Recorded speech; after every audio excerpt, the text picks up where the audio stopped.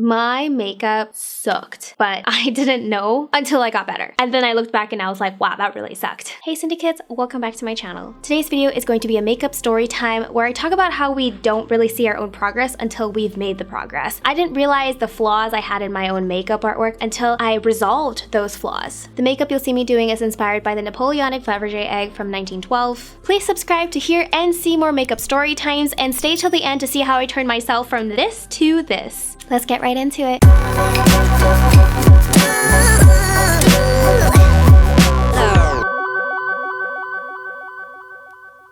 It's really difficult to see what's outside of the tunnel when you're still going through it. Sometimes we don't realize we're still in the tunnel. Every time I created a new piece of artwork, I think, this design is it. This is my favorite one. But 10 photo shoots later, I look back and I can't believe I ever thought that was a good idea. I used to view my work more through the lens of an art director and photographer than I did as a makeup artist. I always felt like calling myself a makeup artist was wrong because I truly wasn't that good yet, and there were connotations of being labeled one thing or another that I just didn't fit into. Even in my mood boards, the images I took inspiration from were editorial photo shoots that included fashion, makeup, photography, and editing, working together to create a beautiful composition.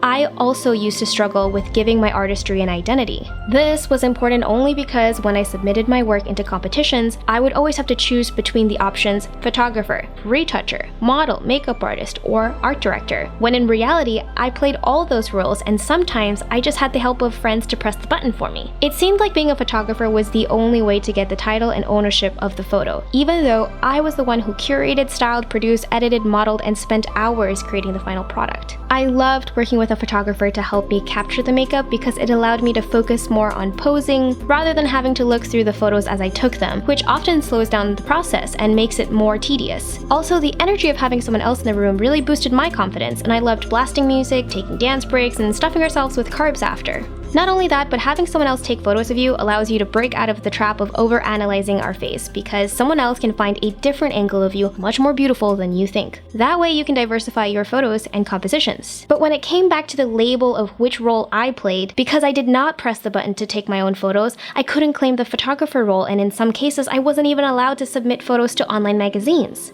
I loved playing all these roles, but truly the thing that everything was centered around was the makeup. And even though everyone else was focused on it, I couldn't see it very clearly. Yes, I would spend hours creating the looks on a model or on myself, but I wouldn't look at the final photo and judge the makeup by itself. I would consider it a success if the image was beautifully executed and the makeup seemed decent. I was much less of a perfectionist back then as well. We often also feel like the more time we spend on our art makes it more complex, or makes us feel more proud of accomplishing the task. So while I developed a refined palette for avant-garde makeup and understood what good makeup looked like, I was simultaneously clouded by my own efforts and time spent as a measure for how my audience would perceive my art. The more time I spent on a look, creating headpieces, editing, doing the makeup, the better I automatically thought the work was going to be. And that's not always going to be the case. If anything, the truth was, my inexperience made me slow, but it also allowed me to feel experimentally free. I wasn't confined to any signature style, and I was still discovering what defined me as an artist, which is an uncomfortable but also freeing place to be. Improvisation was my best friend.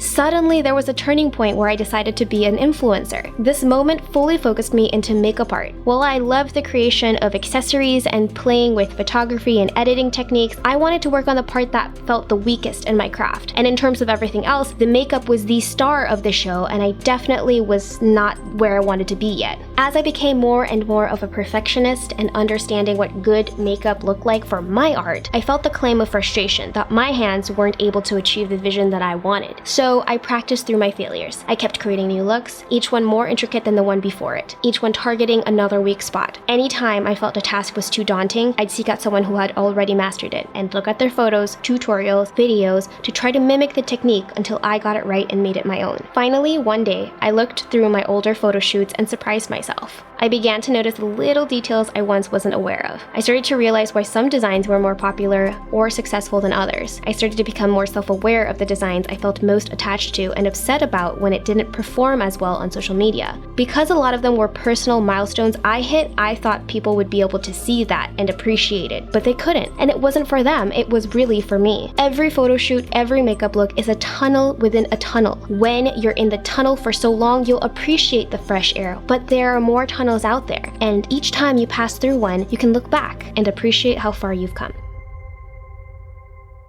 If you enjoyed today's makeup story time, then I highly recommend you watch this one, which talks about my terrifying experiences with sleep paralysis. As usual, stay creative, and I will see you in the next one. Bye!